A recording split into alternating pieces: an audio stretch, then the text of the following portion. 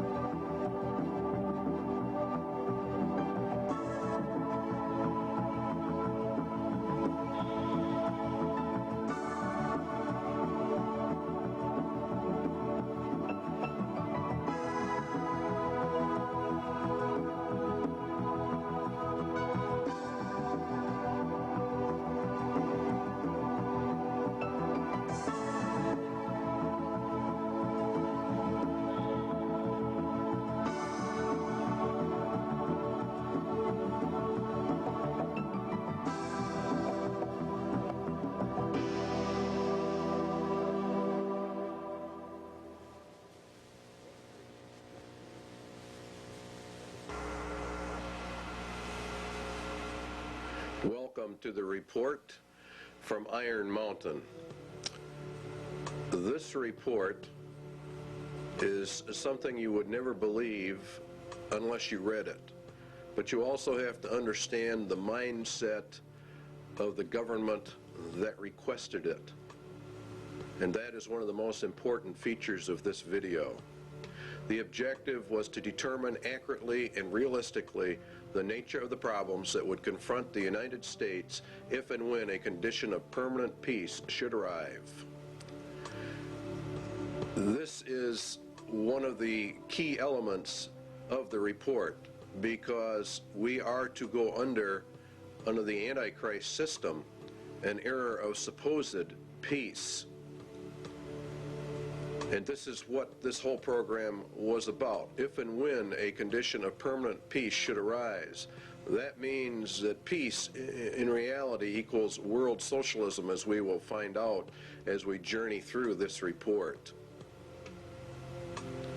And they were to draft a program for dealing with this contingency. In other words, this is a planned situation.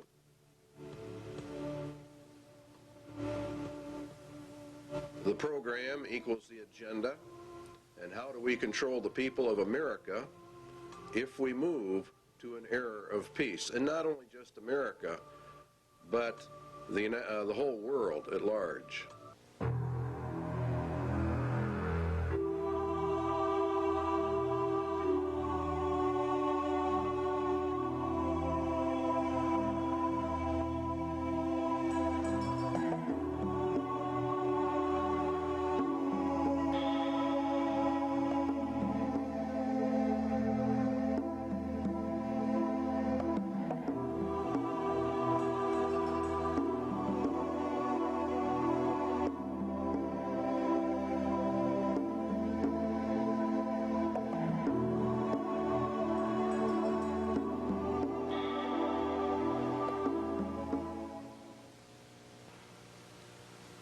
In 1961, Public Law 87-297 was passed, paving the way for the United States to be merged with the United Nations. It's a very crucial law in that it disarms the American citizen in violation of the clear intent of the Constitution, which calls for our right to bear arms to maintain our free state. And by the calling for the disarming of all Americans, of course, we lose our free state and we are submerged actually into a slave state. The disarming was to be done by a period of gradual disarmament, and as they were disarming, the United Nations would be built up with a powerful standing army. The evidence suggests a CFR-TC Bilderberg connection, the rich men of the earth, the merchants of Babylon, the killers of the just, according to the Holy Scriptures. The report concerns itself with a globalist agenda, and the conclusions reached have been advanced by these groups. Every one of the conclusions in the Iron Mountain report have been advanced by these groups: Committee of 300, the CFR, TC Bilderbergers, Royal Institute for International Affairs, Tavistock, your Club of Rome, United Nations. It goes on and on. Okay, it began back in 1950, actually. These hearings began to take place in the United States, and the calls for a world government were actually held in 1950. Here's a resolution in Congress that was considered and called for testimony, and it says to provide a true world government through the adoption of a world government constitution. It was a clear intent to place the United States directly under the United Nations and to scrap our Constitution.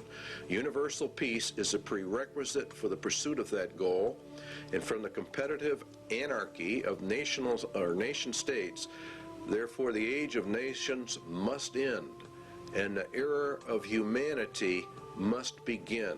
You will find there's a constant call for the merging of all humanity. Here's a resolution adopted in the United Nations. This is what it says: regulation, limitation, and balanced reduction of all armed forces and all armaments. The all armaments means your weapons that you have in your closet for your own defense. It includes handguns and rifles and all kinds of things. Here's your blueprint for world peace, which was issued also in 1961, concurrently as this move towards putting us under the United Nations. You'll find that as the United States and the Russian military are to be reduced, the UN is consistently brought up to a higher and higher position. The only thing we are left with are internal security forces. Under the Freedom from War, this is a packet issued by the federal government to go along with 87-297. This can only be achieved, the merging and disarmament, through the progressive strengthening of international institutions under the United Nations and by creating a United Nations peace force. See, they want to progressively strengthen the international institutions, all of which come under the United Nations. We are to lose our sovereignty. This can only be achieved through the progressive strengthening. By creating a United Nations peace, which really means police force, to enforce the peace. This is what Daniel said, and by peace the Antichrist shall destroy many. He shall also stand up against the Prince of Princes, but he shall be broken without hand. And it was given unto him to make war with the saints, and to overcome them, and power was given him over all kindreds, and tongues, and nations. And all that dwell upon the earth shall worship him, whose names are not written in the book of life of the Lamb, slain from the foundation of the world. All right, back to the government report. The disbanding of all national armed forces and a prohibition of their reestablishment in any form whatsoever other than those required to preserve internal order and for contributions to a United Nations peace force. They are to bring the UN up to a point where no state would have the military power to challenge the progressively strengthened U.S. peace force, and all international disputes would be settled according to the agreed principles of international conduct. That's exactly what the Bible says. It was given unto him to make war with the saints and to overcome them, and power was given him over all kindreds, tongues, and nations. No one can make war with this final world entity. If you will study your scriptures out, you will find that the United Nations fulfills every parameter listed for the Antichrist system. And Public Law 87-297 has been updated. There are numerous updates. You will, if you go search them out, Public Law 101-216, for example, has been updated. Here's another one. I have today signed H.R. 1495, the Arms Control and Disarmament Amendment Acts of 1989. It authorizes the fiscal appropriations to get this thing underway. Now, the problem with it is the Bill of Rights in Amendment 2, the right to bear arms, a well-regulated militia being necessary for the security of a free state, the right of the people to keep and bear arms shall not be infringed. In other words, in reality, you cannot infringe that right in any way, method, or manner. The only way a people can remain free is to hold in their power the weapons necessary to secure their free state. This amendment deals with the international security of the United States from its own government. In other words, this amendment was to secure the people's freedom from their own government, from an internal government takeover. This right is not there so that you can go hunting or for the other excuses made. It is there to prevent the government of the United States from becoming a dictatorship by treason.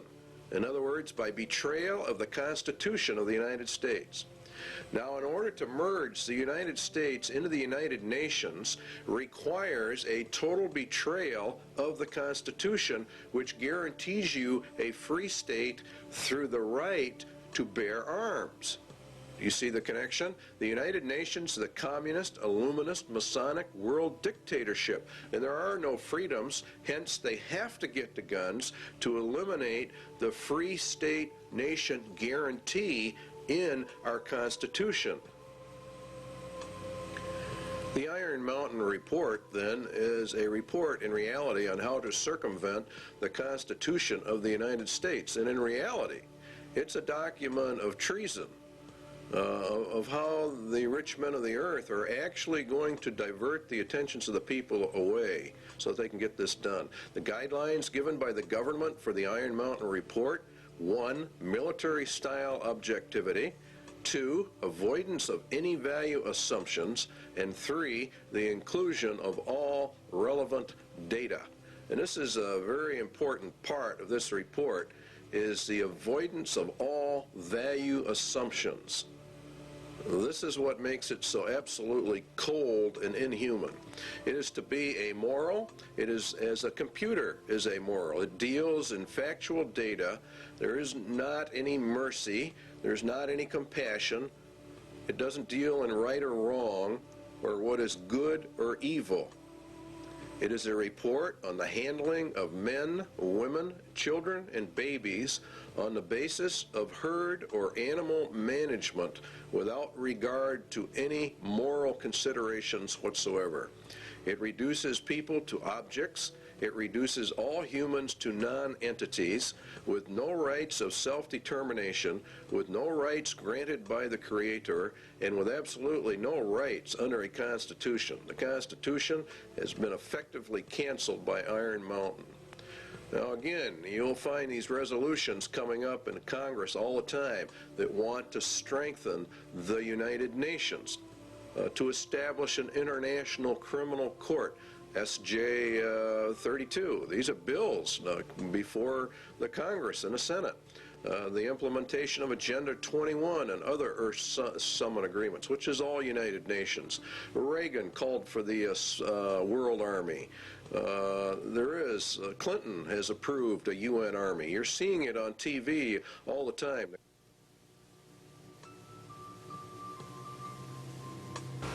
War is required, the glue of the nations, according to the Iron Mountain report.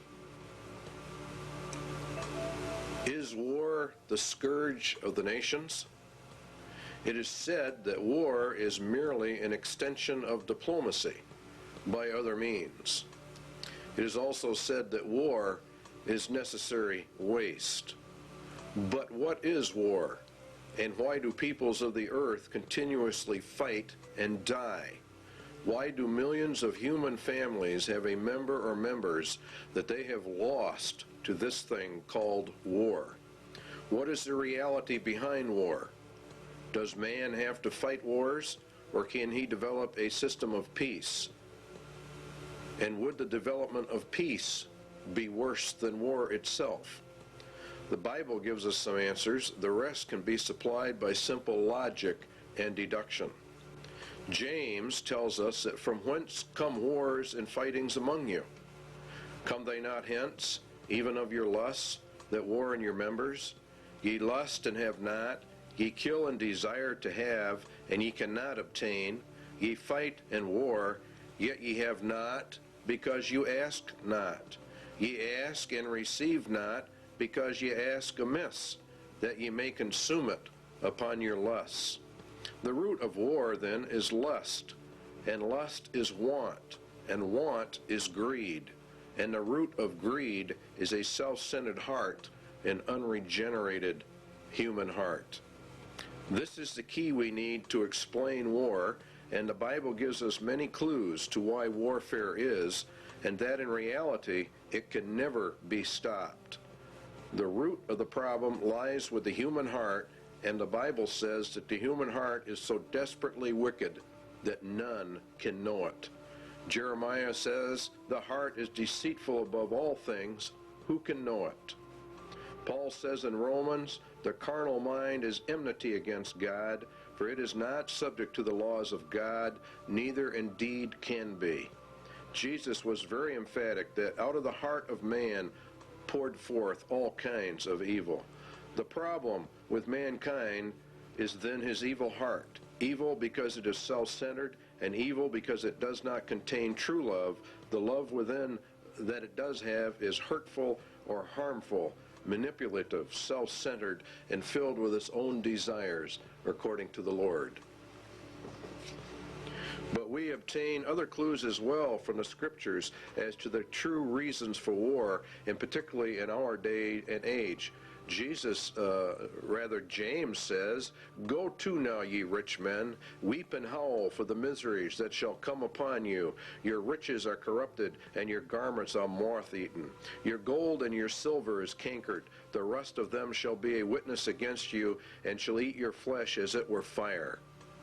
Ye have heaped together treasure for the last days. Ye have killed and condemned the just." Now let's run a little logic. Lust is the center of war, lust is greed, and greed is from evil, self-centered hearts. The Bible also says that the love of money is the root of all evil, or the height of all greeds.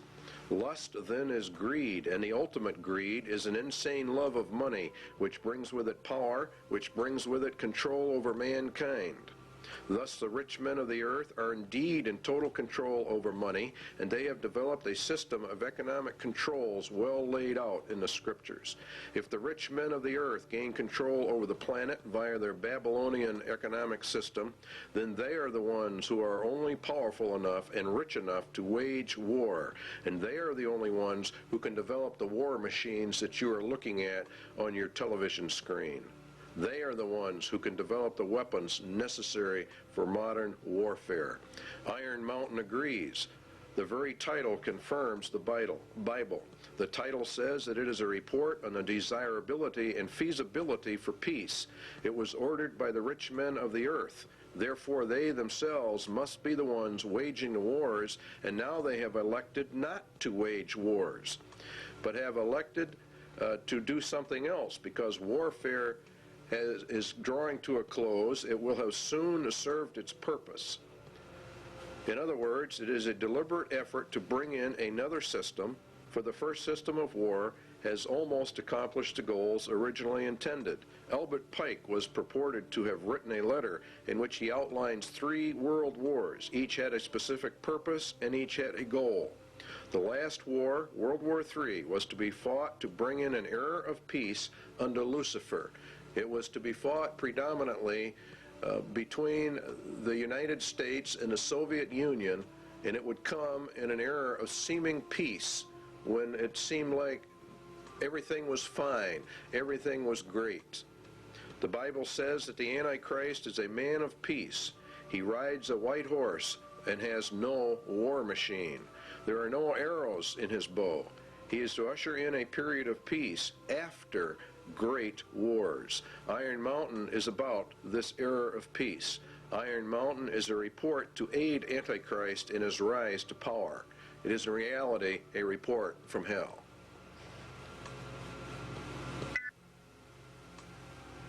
Iron Mountain asks, what can be expected if peace comes? What should we be prepared to do about it?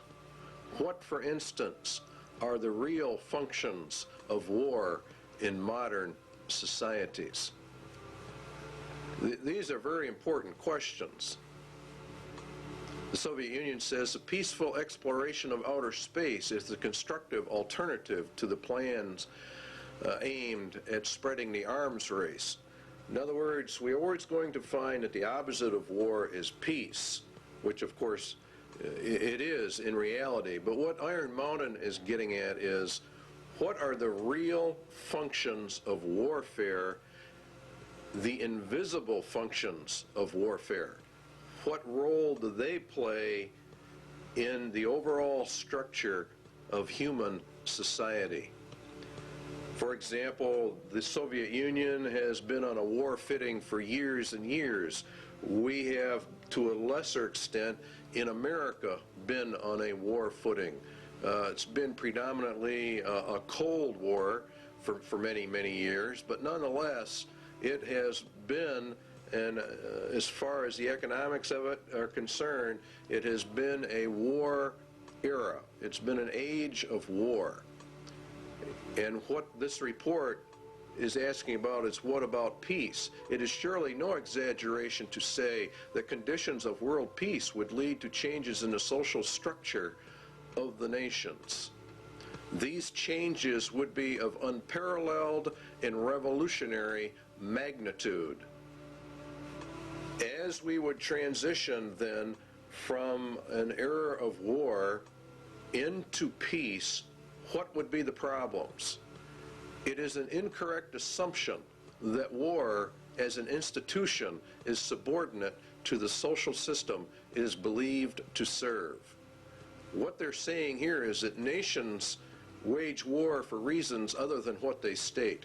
War itself is the basic social system within which others are secondary modes of organization, conflict, or conspire.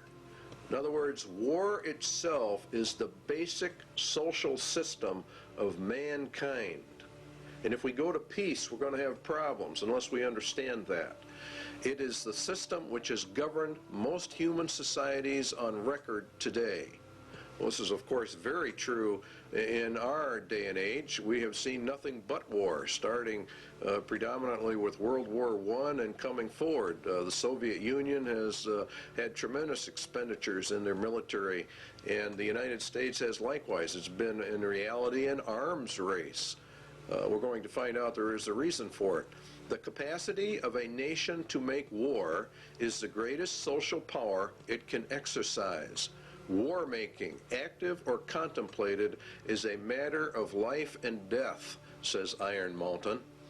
The misconceptions of war: 1, to defend a military, or defend a nation rather, from military attack by another, or to deter such attack.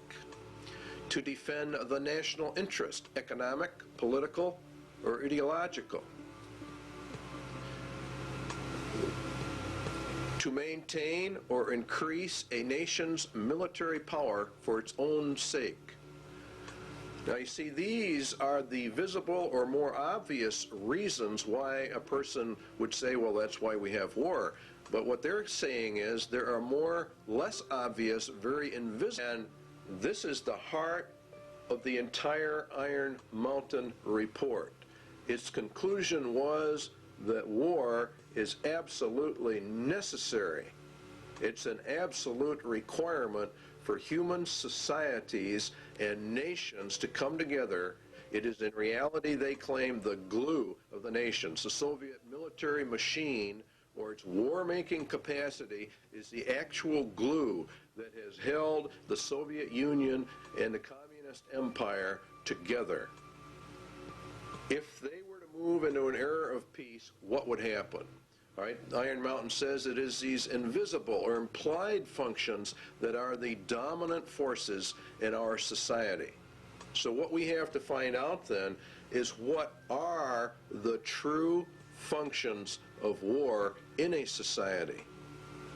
Why, for example, has the Soviet Union and the United States, both of which are controlled by the rich men of the earth, been on a constant war footing, constantly escalating this conflict? Why are they doing it, and what are the reasons behind it? Economic reasons are: it is a necessary waste that operates outside the normal economic supply and demand system. Warfare creates an artificial demand. In other words, the war system itself, having huge militaries with all of their armaments, with all of the research and developments, creates a demand. This waste of money outside the system, according to Iron Mountain, acts as a counterbalance to the economic growth of the nation. It is progressive for research and development of weapon systems, and it spurs technological advances which spin off and help society at large. Defense spending per se might be countenanced on economic grounds alone as a stimulator of the national metabolism. In other words, war itself, for economic purposes, is a tremendous growth factor. For the political reasons, it's different. A nation is a group of people organized together with a common goal and a national identity. The nation has an outlook or an attitude of how it will deal with other nations, and that's what we call foreign policy. A nation's foreign policy, says Iron Mountain, can have no substitute if it lacks, or no substance rather, if it lacks the means of enforcing its attitude.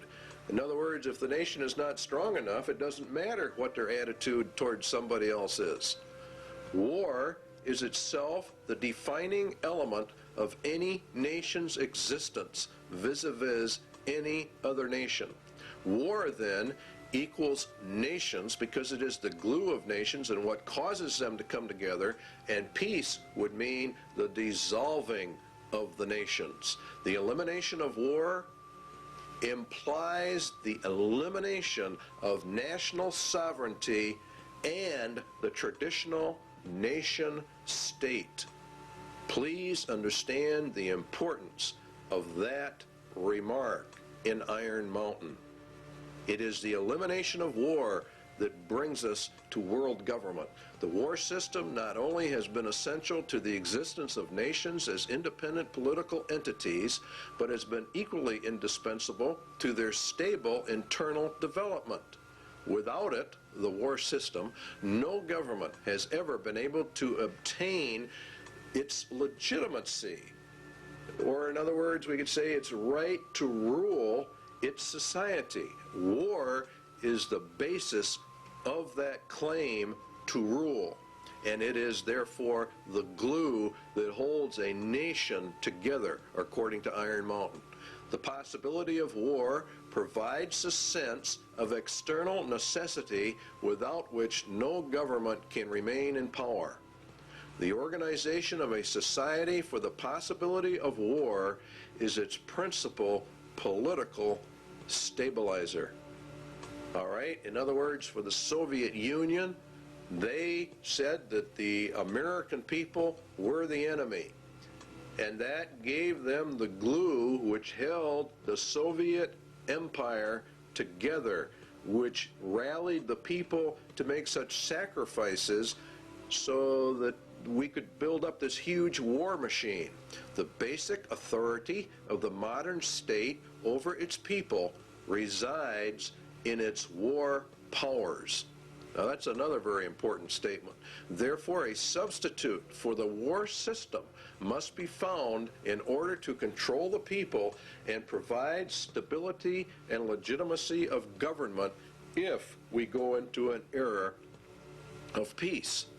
Now we know that the United Nations is to be that era of peace. So therefore what they are saying is we have to find substitutes for what war does, the invisible functions of war. We have to find a substitute for that if we are going to go to peace. Obviously, if the war machine is discarded, new political machinery would be needed at once. In other words, as they phase war out, they have to phase whatever they're going to put in its place in to control the people, to control the nation. This is an essential part of Iron Mountain.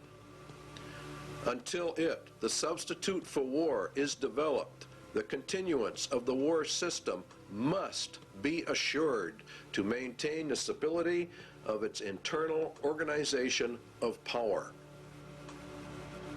In other words, we have to keep the war system going in order to remain in control.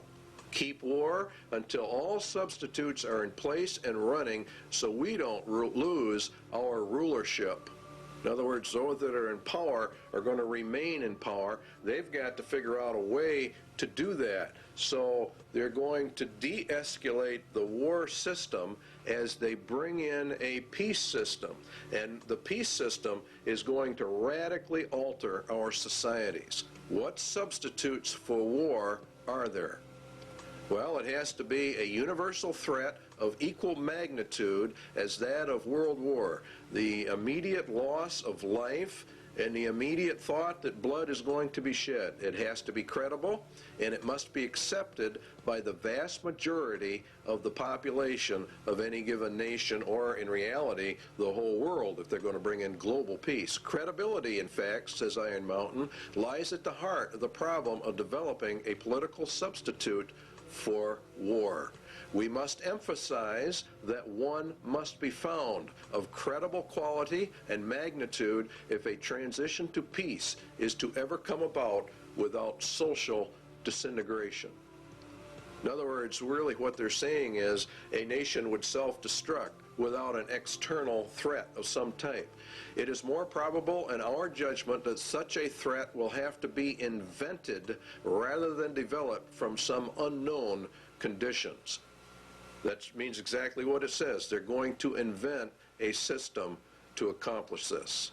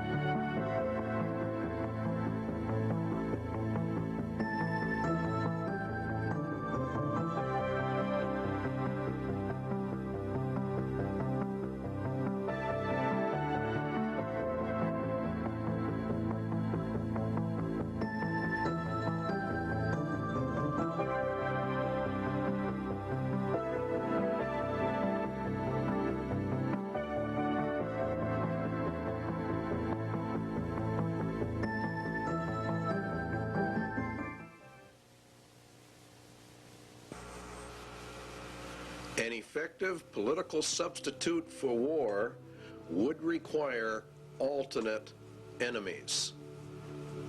In other words, we have to find an external threat that's essentially very large. It may be, for instance, that gross pollution of the environment can eventually replace the possibility of mass destruction by nuclear weapons as the principal threat to the survival of the species. In other words, they're going to bring the environment up to a point of global threat. Poisoning of the air and of the principal sources of food and water supply is already well advanced, and at first glance would seem promising in this respect. It constitutes a threat that can be dealt with only through social organization and political power.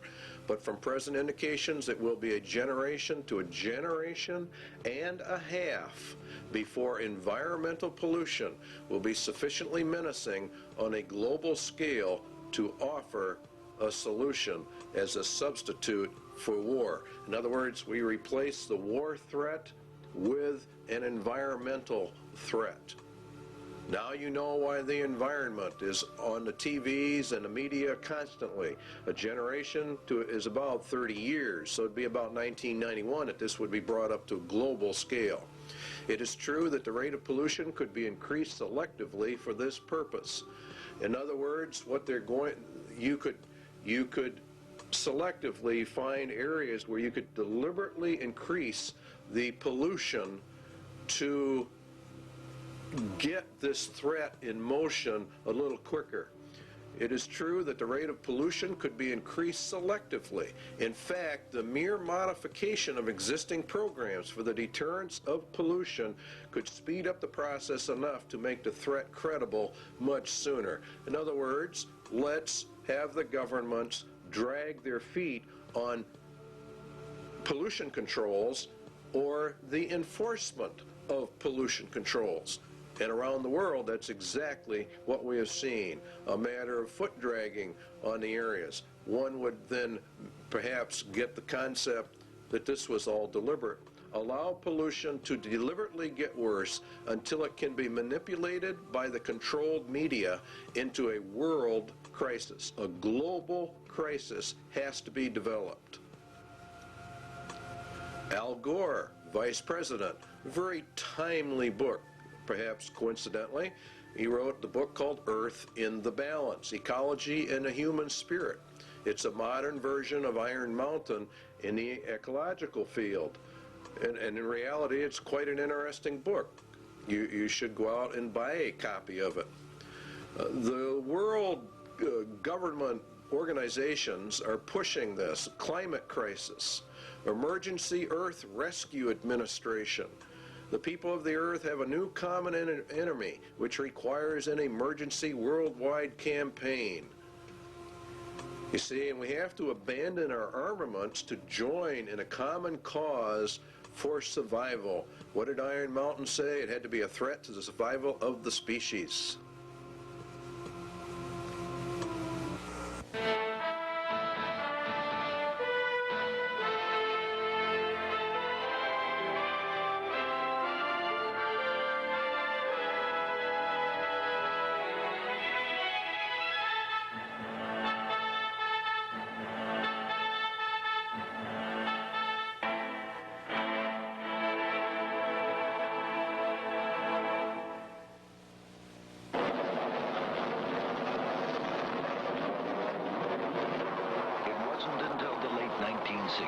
When Apollo missions were bound for the moon, that we were first able to see complete pictures of the Earth. Environmentalists began to look at our planet as a single fragile ecosystem. Now we are intensely studying the thin halo of atmosphere that surrounds and protects Earth. It recycles the air we breathe, regulates climate, and acts as a protective barrier, filtering out much of the sun's harmful radiation. Last year, an international group of scientists proved that ozone, the key element in this filtering process, is being lost at an alarming rate over the South Pole. In fact, a sizable hole develops over this area each winter. Without ozone, the sun's harmful radiation will destroy life on Earth. A group of man-made compounds called chlorofluorocarbons, or CFCs, used as refrigerants, cleaning solvents, and in some plastic foams, are to blame for this environmental problem. They eventually make their way into the atmosphere and destroy ozone. According to Dr. Brian Toon of NASA's Ames Research Center, it is a global-scale environmental problem. This really marks the first time in the history of environmental science where human beings on one side of the planet have done something to the planet that has significantly affected it globally and on the far side of the planet from where the original pollution took place. Using the beautiful seaport town of Stavanger, Norway, as a base of operations, an international team of scientists assembled this year in an emergency effort to make a detailed study of the North Pole. Most of the work was performed aboard two NASA aircraft. This is the ER-2. For the mission, special wing pods are attached containing atmospheric chemistry analysis equipment and a host of other instruments. Typically, flights are made about 12 miles up, along the fringes of space, right into the layers of atmosphere directly affected by ozone loss. The ER-2's research partner is a modified DC-8. It flies at lower altitudes, but has increased fuel reserves, which allow it to cover more territory, even flights directly over the North Pole. Inside, the DC-8 is actually a complete scientific observatory, loaded with sensing instruments. Scientists perform their experiments and are able to map results right on the spot. This instrument contains 4 lasers capable of shooting light many miles up into the atmosphere. The light reflects back to the plane and provides scientists with a cross-sectional map of ozone concentrations as well as aerosols, or regions where ozone depletion is capable of occurring. Initial results from both aircraft indicate that high concentrations of CFCs have been found at northern latitudes, primed for ozone destruction. When combined with high-altitude ice clouds, the right amount of sunlight and confined slow-moving masses of air, ozone destruction occurs. As a result of this airborne mission, scientists were able to confirm the process and predict areas of depletion. International policymakers have met in hopes of limiting the amount of CFC production and recently agreed to phase out its use by the year 2000. Many scientists worry that this may not be soon enough. Again, Dr. Toon. With the ozone problem, for example, when you release fluorocarbons to the environment, it's decades to centuries before those are removed. Researching safe economic replacements for CFCs is a vital part of solving this serious environmental issue. Thanks to the intensive work done in the last few years, we know why ozone depletion exists. It is now up to the world community to take responsibility for the future of our global environment.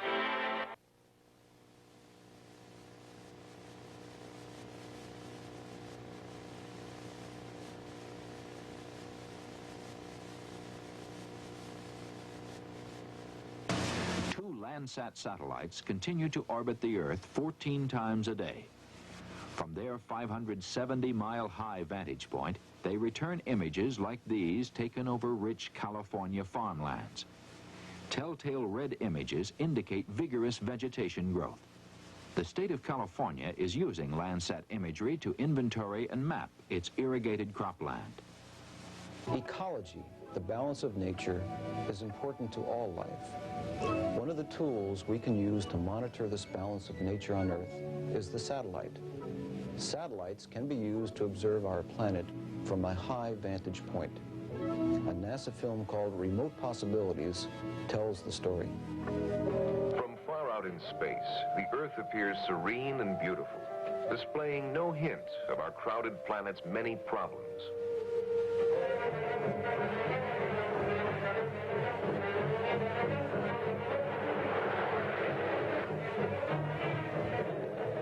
As we have used and changed our planet, we have become aware that in many ways we are exhausting it. Exhausting our food supplies, our sources of energy,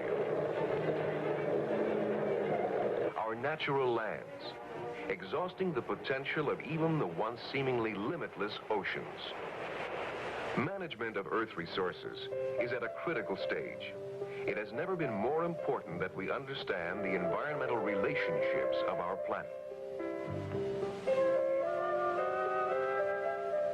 Scientists are striving to apply the technology of the space age. The quest for more and better information about these complex relationships. In 1972, a new kind of satellite left the launch pad and rose to an altitude of 910 kilometers from Earth. There it settled in a circular orbit around the planet. This satellite, called Landsat, opened a new era of Earth resource management.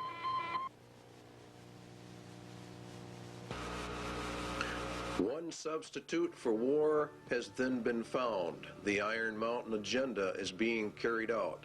The objectives of the EcoScan? Well, the UN will end up with control over all the land, and ownership of the land will be held by the rich men. There is arising a crisis of worldwide proportions involving developed and developing countries alike, the crisis of the human environment. The process of compromise of national interests will, of course, have to take place. International economic security is inconceivable unless related not only to the world's environment, but also to the elimination of the threat to the world's environment. Well, the only major threat is private property ownership and private property rights, where people can do as they want. Let us also think about setting up within the framework of the United Nations a Center for Emergency Environmental Assistance.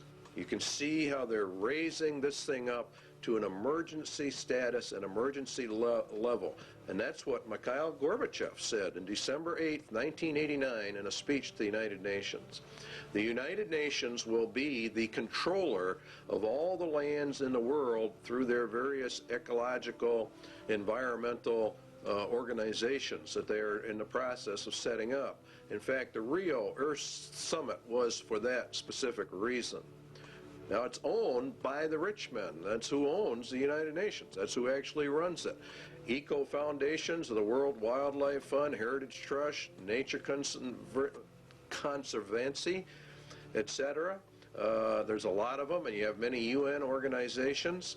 And the rich men of the earth sit on the boards of directors on all of these groups. These groups are buying up huge chunks of private land for conservation, they say, and to preserve the earth. And of course, all of it is to be owned by the rich men. And what they cannot purchase by normal means will be taken under zoning controls, DNR regulations, or other land grab means via governmental authority and regulation. All land will be under strict eco-controls because, after all, we are now involved in the middle of an eco-emergency, and it's nothing but a scam. It's really a debt for land swamp is another part of it. The international bankers loan and control the monies to all the countries, and through interest have driven them into huge debt status. The debt of the United States is in the trillions. The bankers then come forward with a new plan. They will take the nation's land, and then they will cancel the debt of that nation. It is called a debt for land swap. This land will be held by a World Conservation Bank, owned, of course, by the rich men of the earth. They will then own all the land, all the resources, all the food. They become the absolute masters, and all the people become the slaves. It's a perfect scam. It's a perfect system. Because the eco-threat is now global, then obviously it can only be controlled by a global authority. And guess who that is? Why, of course, it's the United Nations. Now, the eco-scam is being pushed by every organization that's involved in the environment. Even Time magazine ran an article on the endangered earth. It's being put in all your children's school books, all of their study books, about the crowding of human life, about how we have such an ecological crisis, an environmental crisis, and unless we all do our share, why the whole world is just going to disintegrate and the entire population of man will be eliminated. That's according to them. It's very interesting that Daniel said of the Antichrist that he shall divide the land for gain. In other words, he takes over all the land and divides it up amongst these various foundation groups. And that's exactly what's happening.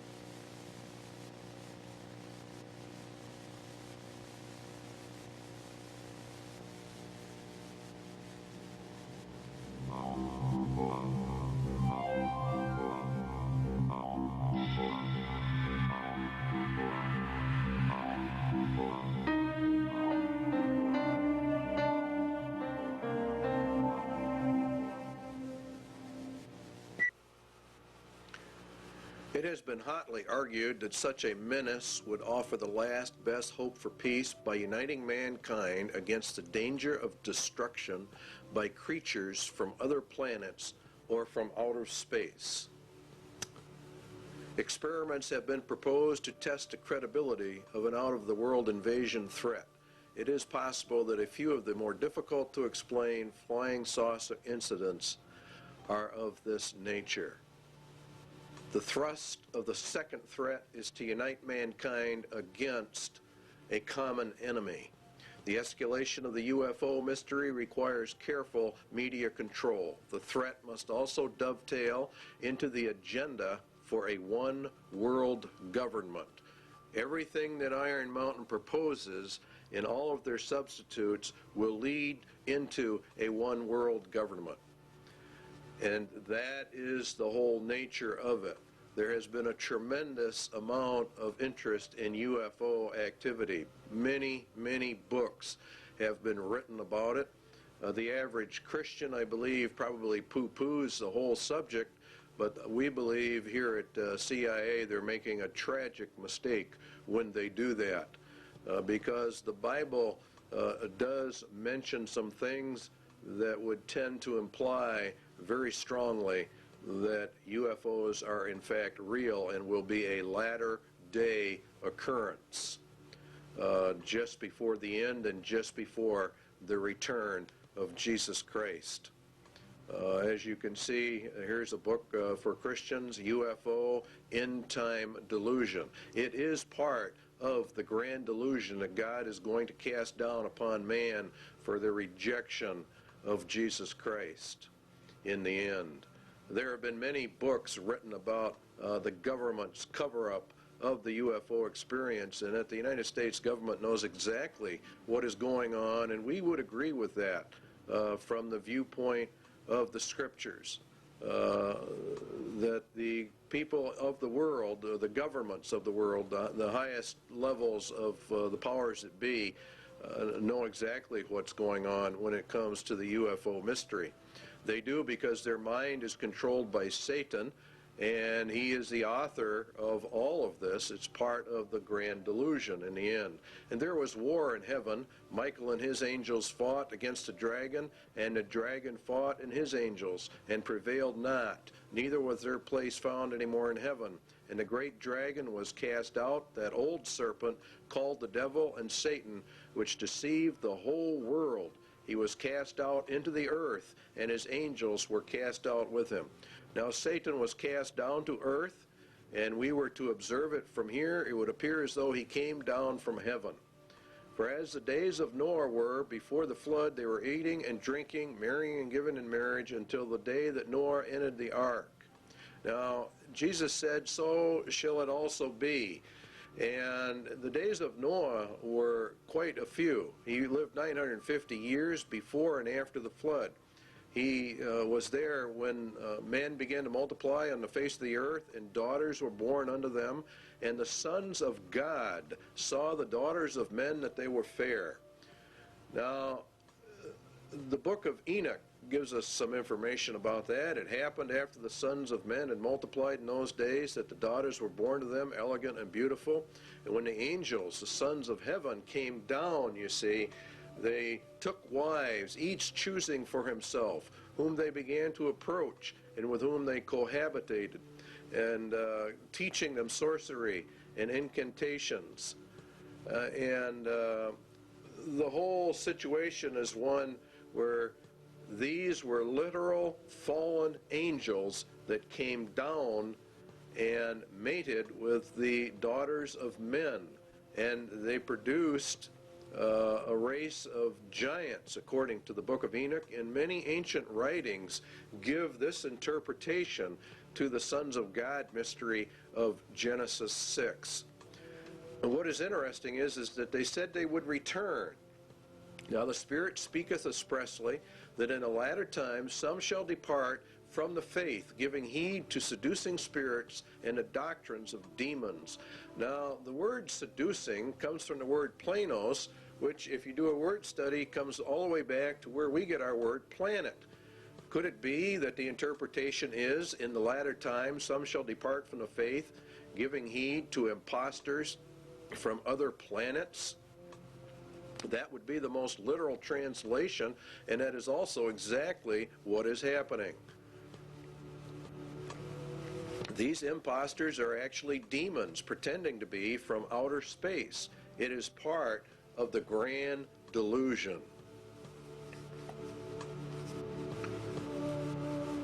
For this cause God shall send them strong delusion, that they should believe a lie, that they all might be damned who believed not the truth, but had pleasure in unrighteousness. They reject the concept of creation, even him whose coming is after the working of Satan with all power and signs and lying wonders. This would result in UFO contacts of the first, second, and third kind as Satan sends his advance guard to prepare man for the grand delusion.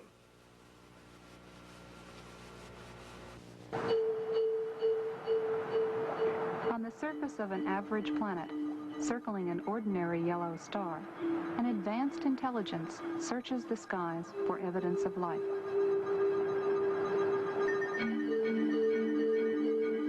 Directed by even higher intelligence, machines with brains of silicon patiently sift through faint shards of radio data for the unmistakable signal that will indicate the first sign of life beyond Earth. Now plans for the most sophisticated SETI search ever focus on the Goldstone Deep Space Communication Complex in California's Mojave Desert. It is the site of tests for a possible future NASA project, one not yet funded. The full-scale NASA system, when operational in the next decade, would be billions of times more powerful than the sum of all previous searches. For Carl Sagan, a proponent of SETI for many years, this technical progress has made the present unique. For the first time, we're mustering substantial, sophisticated, serious scientific searches for extraterrestrial intelligence. There's never been a time like that before. So there is some chance that in the next few decades we will get a signal from some spectacularly distant, spectacularly exotic civilization, and everything on Earth will, as a consequence, change. That is possible.